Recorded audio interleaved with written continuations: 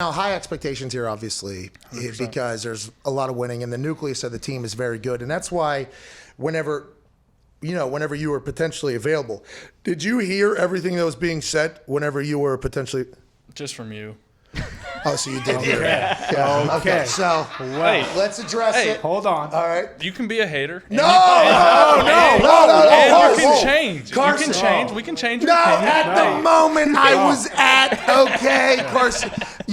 With the Daily Show, the live Daily Show, we can potentially get referred to as prisoners of the moment. That's right. Okay?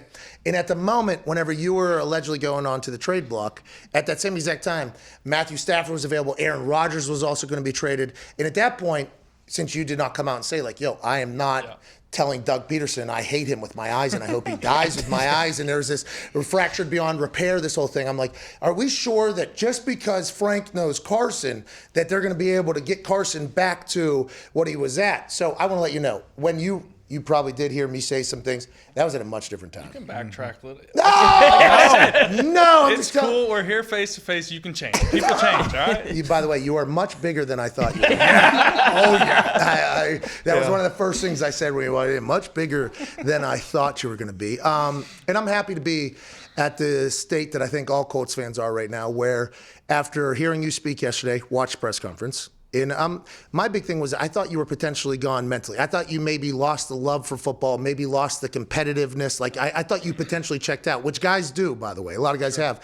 And then I watched that yesterday, and it seemed like you were I don't want to say it's the same as Kyle Long, but when we talked to Kyle Long, it looked like he was pumped about football again, at peace about football again. Yep.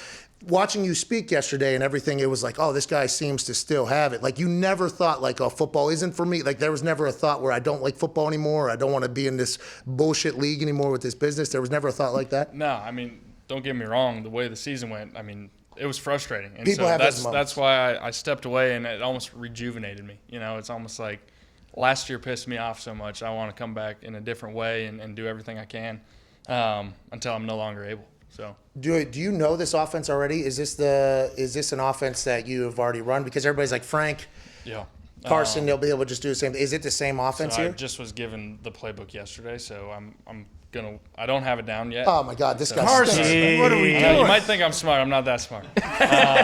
North Dakota. You went to the Harvard of North Dakota, though. That's right. You did go to the Harvard of North Dakota, which is good. That's good news. That's good news. Messed up. But it seems very similar. Seems like a very similar system, but we'll see. Obviously, like I said, when Phillips the quarterback, it looks a little different. When Jacoby was, when Andrew was, it looks a little different based upon who's pulling the trigger, so to speak. So I know there'll be a lot of overlap for what I was doing in Philly and what Frank and I were doing back in 16, 17. First thoughts when you're chatting with that Southern draw, Chris Ballard? Straight shooter. He seems really like a is. straight shooter, and I love that. He seems like a great guy, great family, all of those things, but he'll shoot you straight. And that, to me, in this business, honesty is everything. A lot of people are saying I was backpedaling in there. I want to let everybody know I was not, okay? I was not backpedaling. We don't backpedal on this show. I don't backpedal. Well, you put on your backpedal shoes just a little bit ago. About Juju Smith-Schuster going to the Always city. loved them. No, you put on rollerblades, actually. You were backpedaling that Can't even fast. skate. It was a turn and pivot. It was, just full turn, Yeah, run the other way. Full run the other way. You did not backpedal at all. You sprinted the opposite direction. But I'm happy to know that you are a Juju bee now. Yeah. Oh, yeah. It was only one day in a beekeeper suit, and he couldn't take it anymore. Said, I'm going to join the other team. If you can't beat him, join him. Congrats to Juju Smith-Schuster and the Steelers fans getting him back on a one-year, $8 million deal. Carson Wentz, though, AJ, hey, Carson Wentz, he came in, I was asked, obviously, because he wanted to come in. He wanted to come in and do the show. And Conti, Colts PR guy, he's like, hey, Wentz wants to do a show. I think he has to do one of these anyways. We think, is there any way he can come and do the show or whatever? And I'm like, yo, I'm going to have to actually, for the good of me, I'm going to have to actually, and he's like, yeah, he wants it. Wentz wanted to come in here and wanted to do it.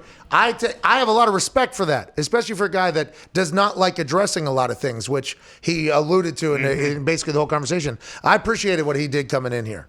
Oh, I absolutely appreciate it. I think it's tough to root against somebody when you get to see a little bit of how they are, how he was with you. And I was interested too in how you were going to play it with things that you've said, and you haven't like killed him in the past, but you know the jokes like, oh no, Carson's not coming to Indy when we would joke about that. Well, but he was obviously aware of your comments, and you did bring it up, and you guys addressed it. So I thought it was handled pretty well. Thank you, everybody on the internet, which is what the internet does. You know. Yeah. You know, once one person said, Darius Butler, by the way, said, "Oh, my dog Pat," and he put a video of me back. I did not. I feel like we addressed it. I just had to explain the situation. What were you supposed to say to him though? Like, what? Hey man, are you broken? And I still think you're broken, even after you give me the answer and tell me you're not. You're still broken for sure. Then you're terrible. Is that what people want? Now, I would like to say, I did say at one point that I would rather have Matthew Stafford than Aaron Rodgers. Yeah. Okay. I did say that at one point. I said I feel like we addressed everything. And by the way, Carson sat there in the pocket and he was like, yeah, here we go. He did talk about how, you know, because I told him afterwards, I was like, man, you were so cool there. It was like nice to learn about you. I did not do a lot of research about him as a human.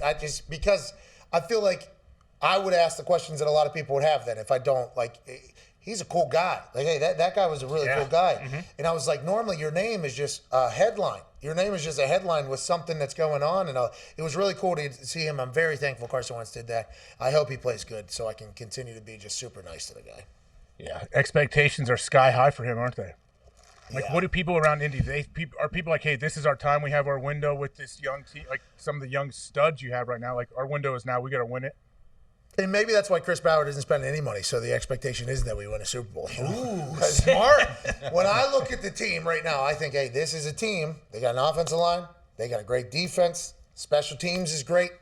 This is a team that could go. You know, if you got a guy. Like, if Carson can play, which it seems like he is, you know, he said after he got benched in Green Bay, everything changed for him. That's when he started thinking things. Now, and I would assume that could potentially get him out of his way. But now it feels like if he can go, that team can win a Super Bowl. Now, we still got to figure out who he's throwing the fucking ball to. Juju's off the market now. He is. I thought there was a chance Juju was coming to Indy, by the way. That seems like the perfect guy almost. Now, dancing on the logos, I'm not sure how the culture in the locker room would feel about that whole thing. But Juju's young. He's learning and doing it. It'll fit in somewhere.